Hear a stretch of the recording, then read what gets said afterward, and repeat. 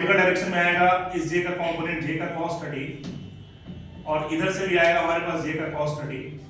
अगर मैं x component को लिख भी लूं तो जे का sin 30 इधर और ये जे का sin 30 ये दोनों आपस में क्या हो जाने हैं, कैंसिल आउट हो जाना है।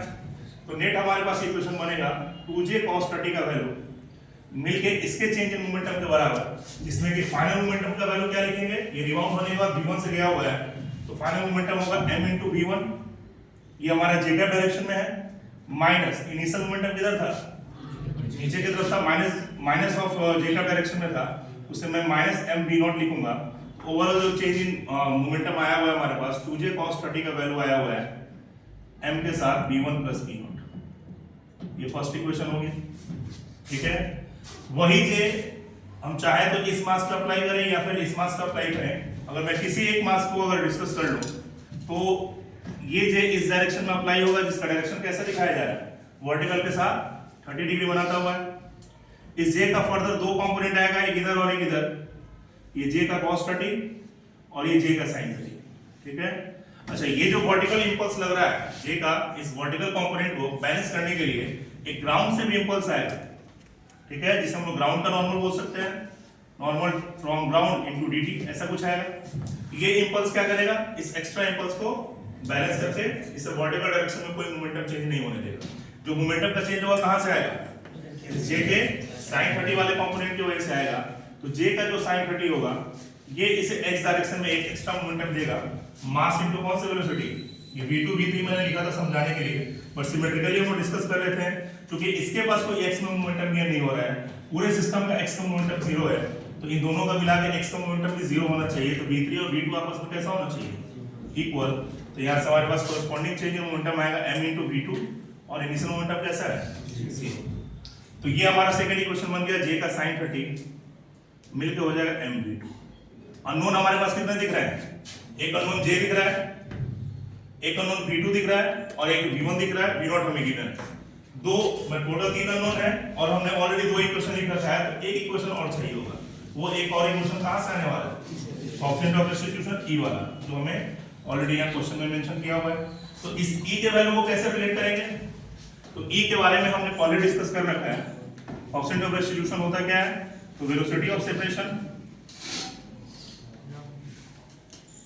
velocity of separation along line of collision by velocity of approach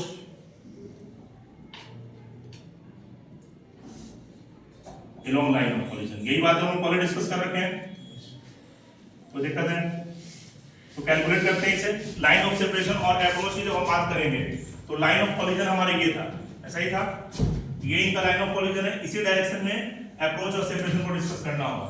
तो अप्रोच की बात करें तो ये v नॉट नीचे गिर रहा है, तो v नॉट का एक कंपोनेंट हमें कैलकुलेट करने की जरूरत है। ये v नॉट से इधर आया तो एक कंपोनेंट इधर की तरफ लाइन ऑफ कॉलिजन की तरफ और एक इसका कंपोनेंट इधर, तो ये डायरेक्शन हमारा वर्टिकल के साथ कितना एंगल बना रहा है, 30 डिग्री बना रहा है।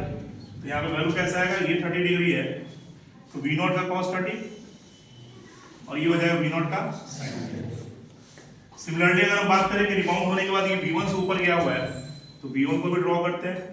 v1 का भी लाइन ऑफ कॉलिजन और एक उसके परपेंडिकुलर डायरेक्शन जो कि वर्टिकल के साथ 30 डिग्री बनाया हुआ था, तो फिर ये कंपोनेंट आएगा v1 का cos 30 और ये आ जाएगा v1 का sin 30। सिमिलरली बात करेंगे v2 के लिए, v2 जो कि हॉरिजॉन्टल डायरेक्शन में है, इसका भी दो कंपोनेंट लेंगे, एक लाइन ऑफ कॉलिजन की तरफ और एक उसके परपेंडिकुलर। लाइन ऑफ कॉलिजन से उसका एंगल कितना बन रहा है, यहाँ पे 60 डिग्री बन रहा है, तो ये आएगा हमारे पास 60 डिग्री v2 के लिए, तो ये आएगा v2 का cos 60 और ये आएगा v2 का sin 60। तो इन सब को मिला के जब हम e के इक्वेशन की बात करेंगे तो अप्रोच किससे हुआ था, v नॉट के cos 30 से, v नॉट का cos 30 हो गया। और सेपरेशन की बात करेंगे, ये इस डायरेक्शन में और ये इस डायरेक्शन में, दोनों एक दूसरे के कैसे हैं, अपोजिट है, तो फिर क्या करेंगे सेपरेशन में ऐड करेंगे, तो वैल्यू कैसा आएगा, v1 का cos 30 प्लस v2 का cos 60, ये हमारा थर्ड इक्वेशन होगा। इन तीन इक्वेशन को मिला के v2 v1 और साथ में ये स्ट्रॉन्ग हमारा कैलकुलेट होगा। डाउट आ रहा है, ये समझ में आ रहा है क्या, किसी को कुछ तो दिक्कत है, देखो